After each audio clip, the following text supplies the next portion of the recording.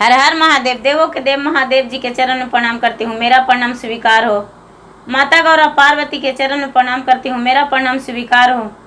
गणपति ललनवा के चरण में प्रणाम करती हूँ, मेरा प्रणाम स्वीकार हो।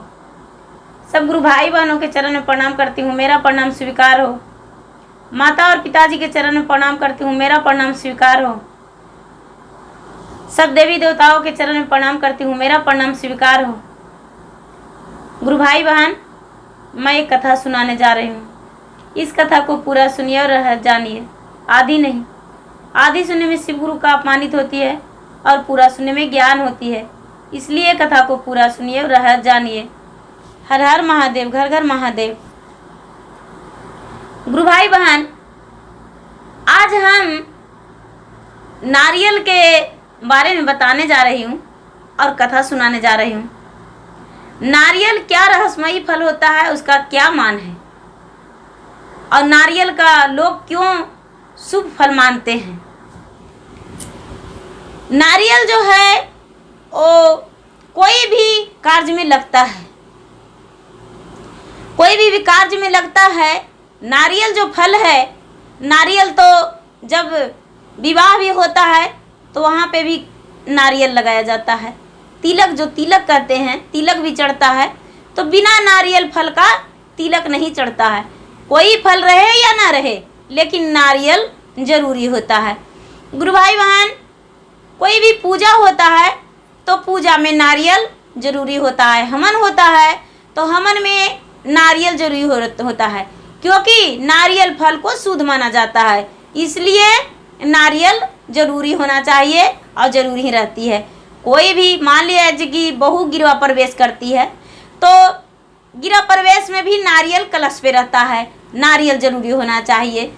बहू हो या बेटियां हो जिनका गोद भराई होता है तो गोद भराई में भी नारियल फल जो होता है, नारियल फल जरूरी देना चाहिए। नारियल फल गोद भराई में पड़ता है, क्योंकि नारियल जो है, नारियल एक भगवान का रूप ही होता है। नारियल में 3 भाग होता है। एक दिखने में जैसे लगता है कि वो आंखें हैं, तो भगवान अपना रूप दिए हैं, भोलेनाथ अपना रूप दिए हैं। जो उसमें नारियल का भाग है, उसमें जो 3 तरह के लगता है कि आँख है, नाक है, तो वो भगवान शिव गुरु का रचा हुआ है। वो शिव गुरु रचे हैं उसको और शिव गुरु बनाए हैं, और शिव का रूप है, इसलिए नारियल जो है, नारियल शुभ मानी जाती है। नारियल भोलेनाथ के ऊपर कभी फूटना नहीं चाहिए। नारियल जो भी फोड़ते हैं वो नारियल माता गौरी, माता दुर्गा, माता काली के नामों से फोड़ी जाती है। 9 देवियाँ जो हैं उनके नाम से फोड़ी जाती है। नारियल सत्य में जो है वो नारियल भोलेनाथ को नहीं फूटना चाहिए, क्योंकि नारियल जो है, नारियल फल वो बलि प्रदान होता है। समूचा नारियल चढ़ा सकते हैं कोई भी देवी देवताओं को, लेकिन सबके सामने नारियल फोड़ी नहीं जाती है। देवी दुर्गा के नाम लेके नारियल फोड़ी जाती है। जहाँ तक के कि नारियल जो है वो बहुत ही अच्छा फल मानी जाती है, बहुत शुभ फल है, इससे शुभ फल कोई भी फल नहीं है। तो चलिए गुरु भाई बहन, हम कथा की ओर बढ़ते हैं। एक बार की बात है कि भोलेनाथ कैलाश पर्वत पे बैठे हुए थे। कैलाश पर्वत पे बैठे हुए थे और नारियल के बारे में सोच रहे थे। नारियल के बारे में सोच रहे थे कि कौन सा फल ऐसा बना दें कि जो फल से पूरे संसार उसको शुभ मानेंगे और शुभ मानकर और उससे सभी पूजा पाठ में लगाएंगे। जितने हिंदू धर्म में पूजा पाठ होता है, सारी पूजा पाठ में लोग लगाएंगे और वो ना तो सड़ेगा ना गलेगा। इतना मैंने भगवान सोच रहे थे, कौन ऐसा फल हम बना दें कि जिसमें मेरा रूप भी हो और उसे सच माने, अच्छा माने लोग और अच्छा प्राप्त हो, सबको लगे कि बहुत अच्छा है। भगवान सोच रहे थे तो उसी समय देवी गौरी वहाँ पर गए तो भगवान भोलेनाथ को ध्यान में देखते हुए और वो लौटने लगे। भोलेनाथ तो उस समय कोई ध्यान में नहीं थे, बस सोच रहे थे। जब लौटने लगे तो ये कहते हैं गौरी को, भोलेनाथ क्यों आप चले जा रहे हैं देवी, आप तो यहाँ आए और तुरंत चले जा रहे हैं, आखिर क्या कारण था। कहते हैं गौरी महाराज आप तो तो भगवान ध्यान में थे, पता नहीं किस चीज़ के ध्यान में थे, तो आपको ध्यान को हम भंग नहीं करना चाहते थे, इसीलिए हम आपसे कोई बात नहीं किए, हम लौटे जा रहे थे। ये कहते हैं अरे ये बात तो सुना दिए, लेकिन आप आए थे क्यों, वो बात मुझे जानना है। आप ये तो बताइए कि आप यहाँ पे किस कारण से आए थे, किस काम से आए थे, क्या बात था, क्या सुनाना था। ये कहते हैं गौरी माता, उनकी पत्नी, महादेव जी आज मुझे पृथ्वी पर घूमने का बहुत मन कर रहा है, यदि पृथ्वी पर घूम लेते तो बहुत अच्छा था। जब ऐसा बोले तो भोलेनाथ बोले कि तो ठीक है, चलो हम चलते हैं, अच्छा की बात है। भोलेनाथ और पार्वती दोनों पृथ्वी की ओर चल पड़े, पृथ्वी की ओर चल पड़े। पृथ्वी पर जैसा ही पार्वती पैर रखे हैं, जैसा ही एक मंदिर है, मंदिर में एक बेचारी निसंतान स्त्री पूरा गिड़गिड़ा रही है कि हे भोलेनाथ, मेरा विवाह का 12 वर्ष बीत चुका है, लेकिन मुझे संतान नहीं है। हे भोलेनाथ मुझे संतान दे दीजिए, हे महादेव मुझे संतान दे दीजिए, हे महादेव मुझे संतान दे दीजिए, ऐसे गिड़गिड़ा रहे हैं।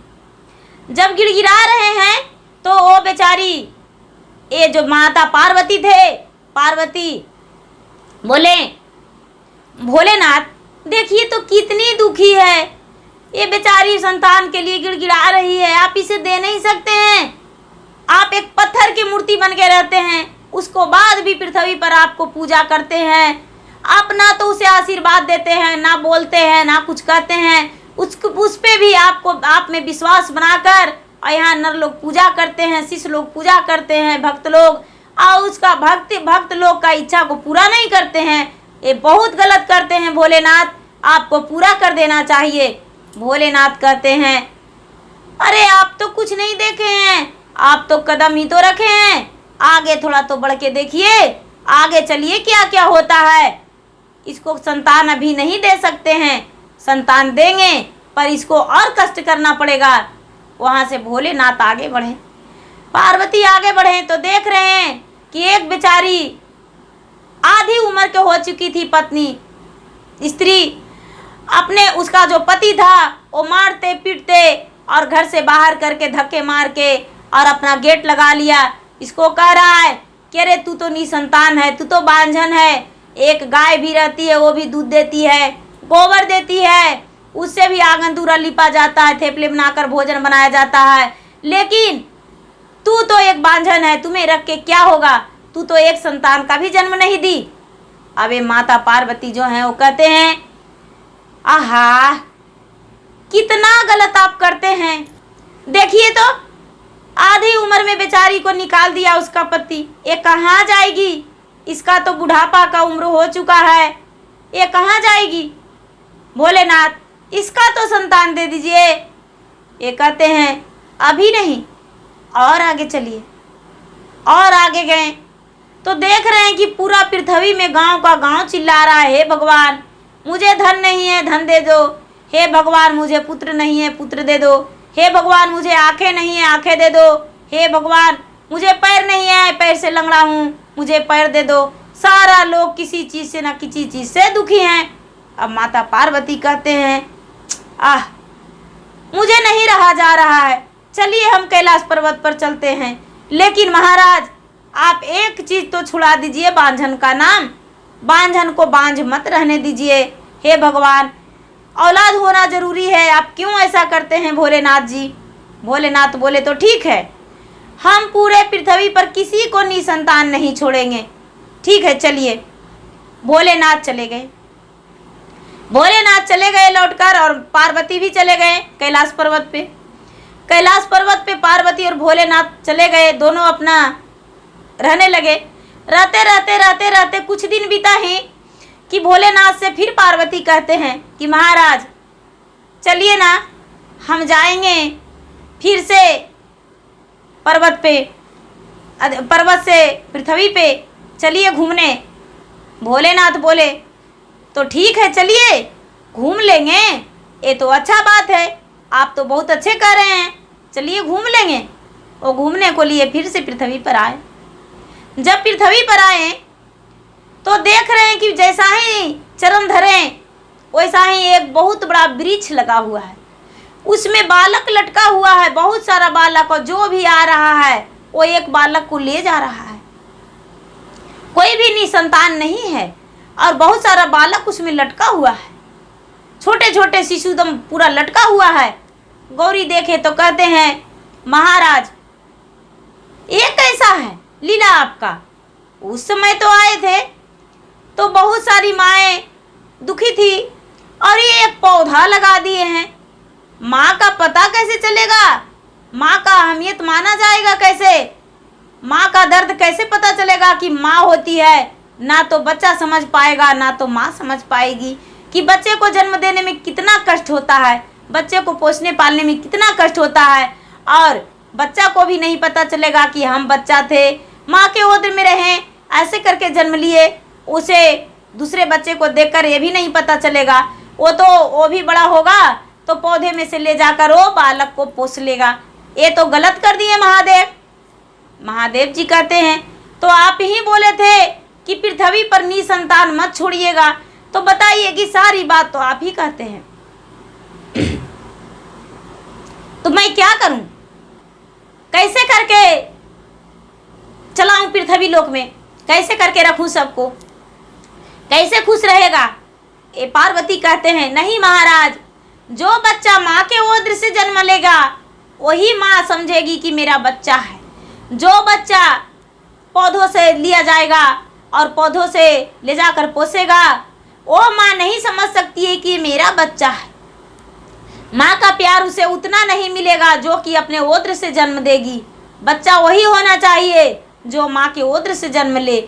एक बच्चा का कुछ हो जाएगा तो दूसरा बच्चा लेकर चला जाएगा, वैसा नहीं होना चाहिए। महादेव आप जो करते हैं वही सही था।